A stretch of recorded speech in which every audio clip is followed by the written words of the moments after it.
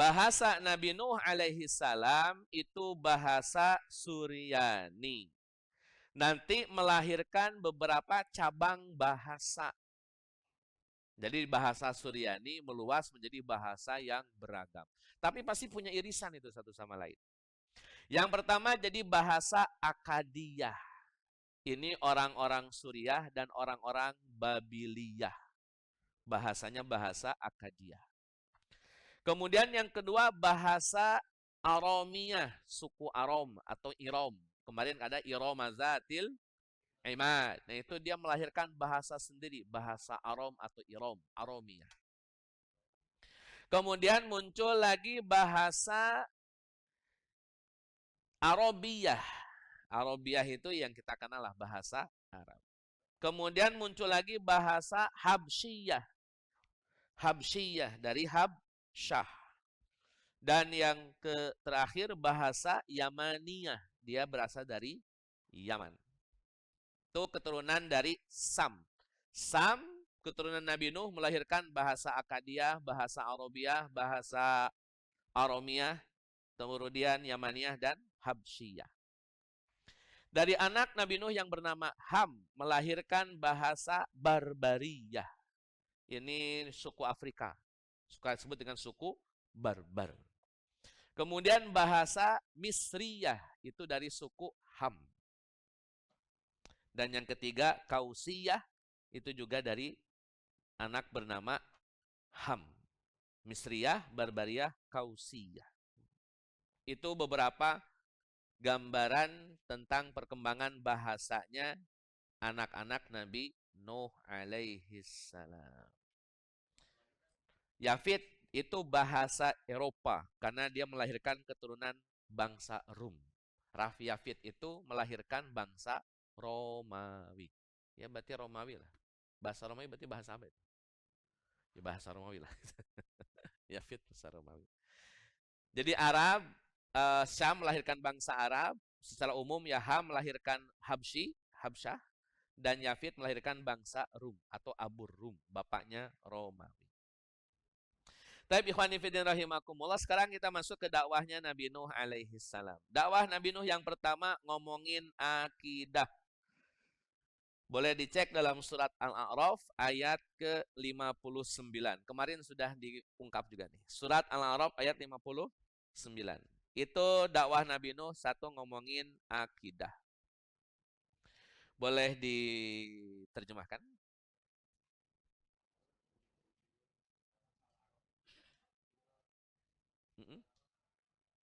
Ayat 59.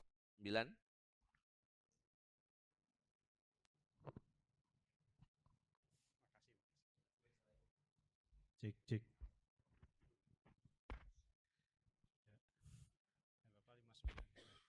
Bismillahirrahmanirrahim. Sungguh kami telah mengutus Nuh sebagai rasul kepada kaumnya, lalu ia berkata, wahai kaumku, sembahlah Allah karena tidak ada Tuhan bagi kamu selain Dia. Sesungguhnya kalau kamu tidak menyembah Allah, aku takut kamu akan ditimpa azab hari yang besar atau hari kiamat.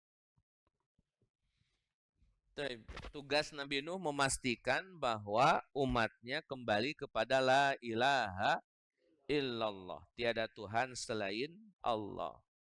Cuman di sini redaksinya malakum min ilahin ghairuh. Tidak ada Tuhan bagi kalian kecuali Allah Azza wa Jalla.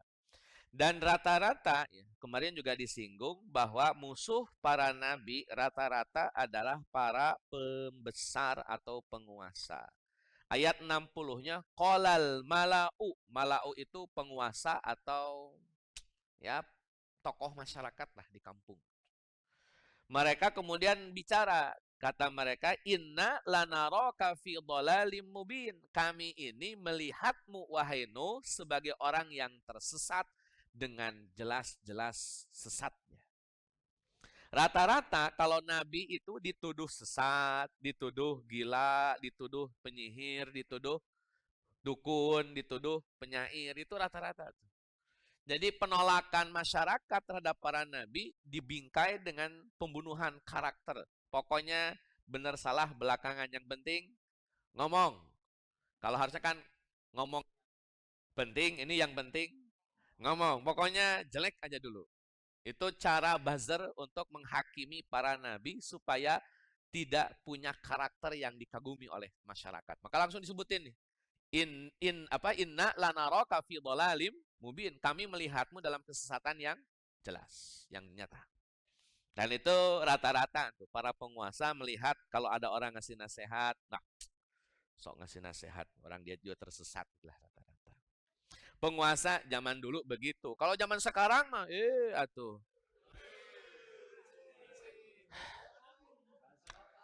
Sama. Dan itu juga pernah dialami oleh Nabi Muhammad sallallahu alaihi wasallam.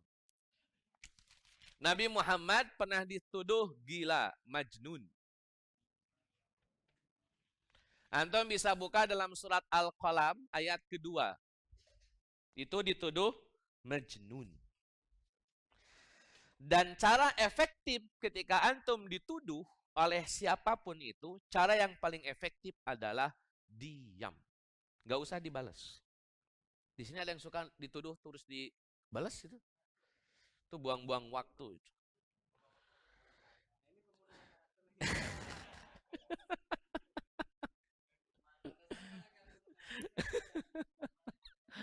Jadi tugas kita teman-teman, kalau dikatain nih oleh siapapun ya, oleh buzzer, oleh orang, oleh yang tidak bertanggung jawab, udah diamin aja. Kenapa? Karena tidak merubah apa-apa. Dan kalau dilawan pun belum tentu merubah apa-apa. Jadi ya sudah. Dan itu cara para nabi. Kalau dihina, kalau dimaki-maki, kalau dituduh, kalau dikata-katain, diam aja. Dan biarlah waktu yang akan menjawab. Gitu dong. Cuman kadang-kadang kita yang nggak sabar nunggu waktu ngejawab.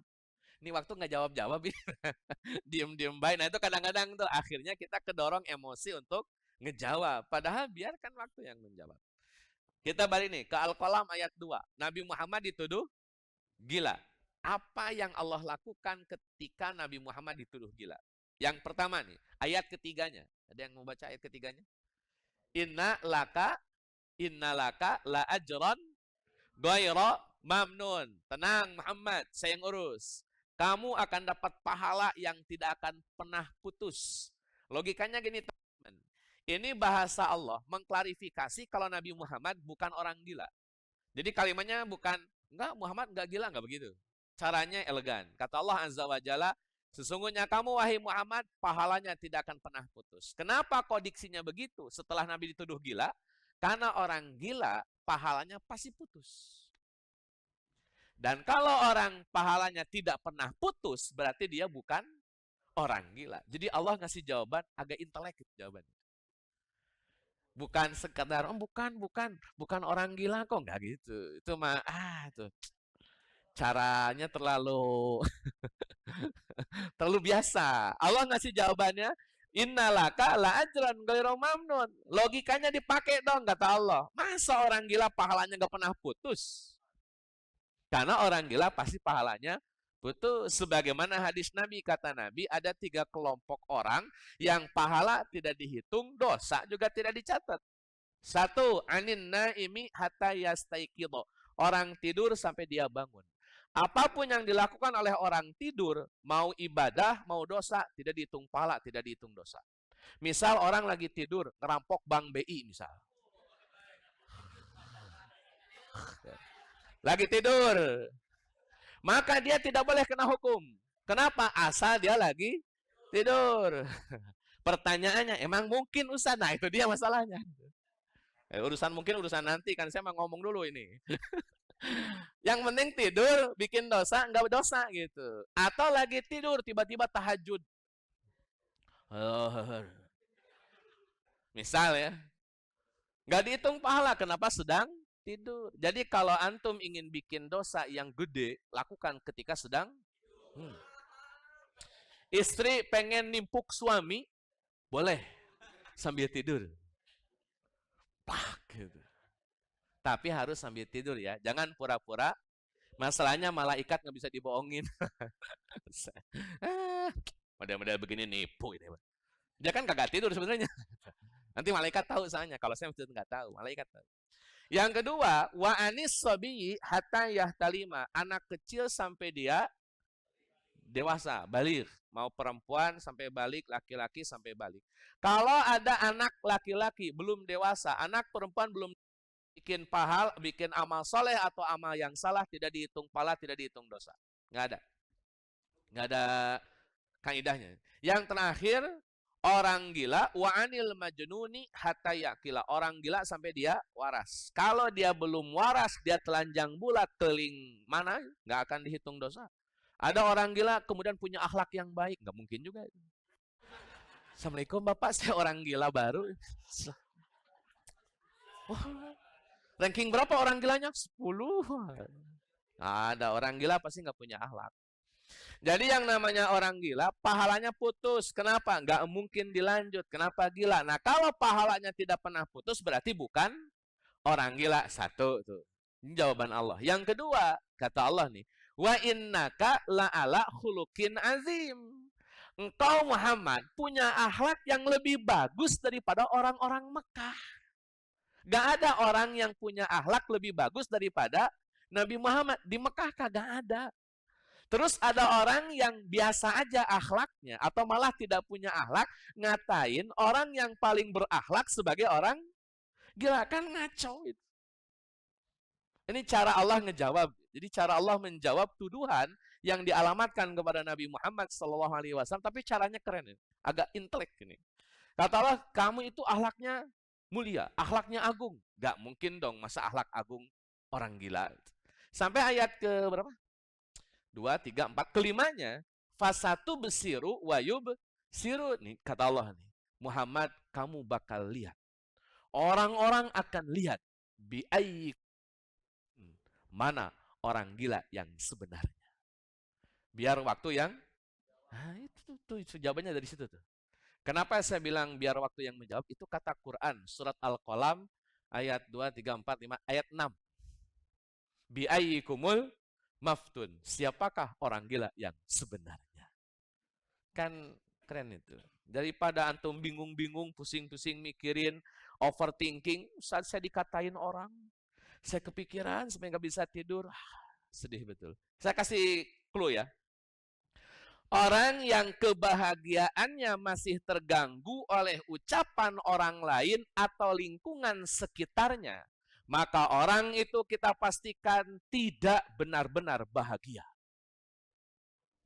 Kalau kebahagiaannya masih terganggu oleh omongan orang, terganggu oleh lingkungan sekitarnya, berarti fix dia bukan orang bahagia. Karena orang yang tetap bahagia, bagaimanapun keadaan, apapun omongan orang, hatinya tetap happy. Gitu dong. Ada yang suka terganggu dengan omongan orang di sini? Aduh, setipis tisu.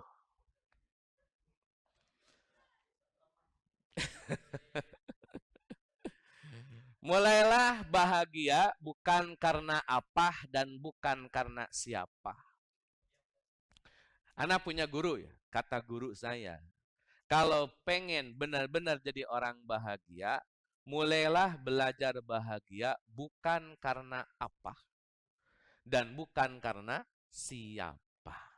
Kalau antum masih bahagia karena apa dan karena siapa, apanya nggak ada, siapanya nggak ada, bahagianya ikutan nggak ada. Kan sedih.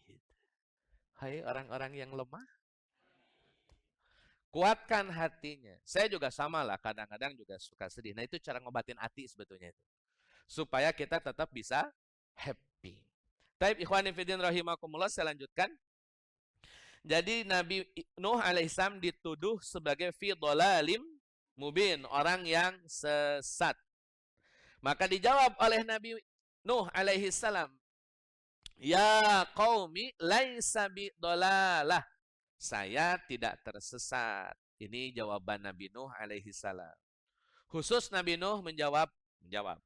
Kata Nabi Nuh, walakinni rasulun mir rabbil alamin. Saya ini rasul yang ngutus Allah. Bukan sesat. Karena kalau sesat, yang ngutus saya bukan Allah dong. Ini yang ngutus saya adalah Allah. Tidak menjawab sesatnya, tapi ingin menegaskan yang ngutus saya adalah Allah. Wa a'lamu Allahi ma la ta'lamun di ayat 62-nya. Dan aku tahu dari Allah apa yang kalian tidak tahu. Itu dakwahnya Nabi Nuh alaihi salam. Kadang-kadang umat Nabi Nuh yang sotoy merasa lebih tahu daripada nabinya. Yang terakhir, ikhwan fillah rahimakumullah, Nabi Nuh menjelaskan kalau beliau bukanlah orang yang banyak memiliki pengetahuan dan juga banyak memiliki harta. Para nabi tidak diposisikan sebagai orang yang mungkin super enggak. Nabi itu ya manusia biasa. Bahkan Nabi Muhammad itu orang yang suka ke pasar, bisa makan, tidur, ya normal saja sebagaimana manusia pada umumnya. Jadi Nabi itu bukan manusia super yang bisa terbang, bisa ngeluarin harta banyak, bisa apain itu. Manusia biasa saja. Dan disitulah letak ujiannya. Kita harus percaya kepada manusia biasa aja, tapi kemudian dia adalah seorang Rasul gitu. Karena kalau jago kan mungkin dia beriman gara-gara jagonya, mungkin dia beriman gara-gara kuatnya, mungkin dia beriman gara-gara kayanya. Tapi kalau nabinya datang, rakyat biasa, tidak punya harta, relatif sederhana saja, tapi kemudian roh, kamu kan harus diterima. Walaupun dia dalam keadaan yang seperti itu. Dan orang-orang kan akan berpikir, mending milih Rasul yang orang biasa aja, beresiko dimusuhi oleh penguasa, atau kemudian milih penguasa yang bisa aman dan sejahtera. Kan bisa milih itu. Itu ujiannya di situ, teman-teman. Maka tidak sedikit Nabi Muhammad sering menyampaikan, kami ini ditolong oleh orang-orang du'afa di antara kami. Itu tentang Nabi Nuh alaihi salam yang berdakwah.